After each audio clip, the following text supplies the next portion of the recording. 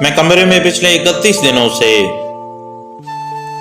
فقط اس حقیقت کا نقصان گننے کی کوشش میں الجھا ہوا ہوں کہ تو جا چکی ہے۔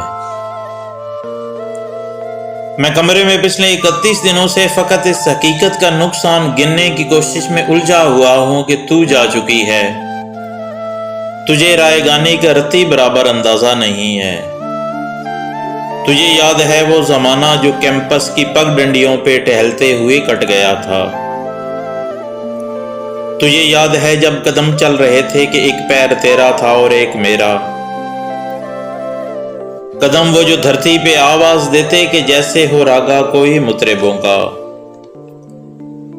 قدم جیسے ساپا گماپا گا سارے وہ طبلے کی ترکھٹ پہ تک دن دنک دن تنک دن دنا دن بہم چل رہے تھے۔ قدم جو مسلسل اگل چل رہے تھے تو کتنے گویوں کے گھر چل رہے تھے۔ مگر جس گھڑی تو نے اس راہ کو میرے تنہا قدم کے حوالے کیا، ان سروں کی کہانی وہیں رک گئی۔ کتنی فنکاریاں، کتنی باریکیاں، کتنے کلیاں بلاول گویوں کے ہونٹوں پہ آنے سے پہلے فنا ہو گئے۔ کتنے نصرت فتح، کتنے مہدی حسن منتظر رہ گئے کہ ہمارے قدم پھر سے اٹھنے لگیں۔ تجھ کو معلوم ہے جس گھڑی میری آواز سن کے تو ایک زاویے پہ پلٹ کر مڑی تھی، وہاں سے ریلیٹیوٹی کا جنازہ اٹھا تھا کہ اس زاویے کی کشش میں ہی یونان کے فلسفی سب زمانوں کی ترتیب برباد کر کے تجھے دیکھنے آ گئے تھے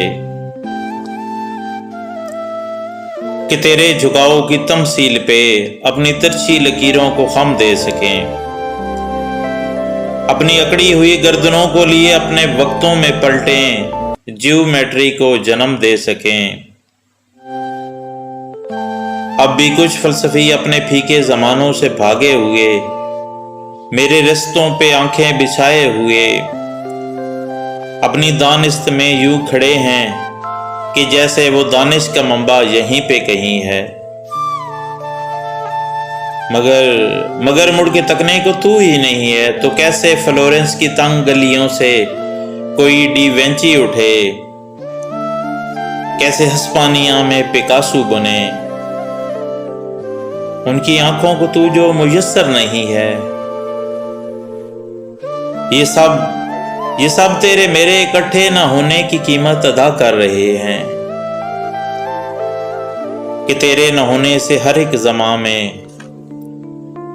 ہر ایک علم و فن میں، ہر ایک داستاں میں کوئی ایک چہرہ بھی تازہ نہیں ہے۔ تجھے رائے گانی کا رتی برابر اندازہ نہیں ہے۔ تجھے رائے گانی کا رتی برابر اندازہ نہیں ہے۔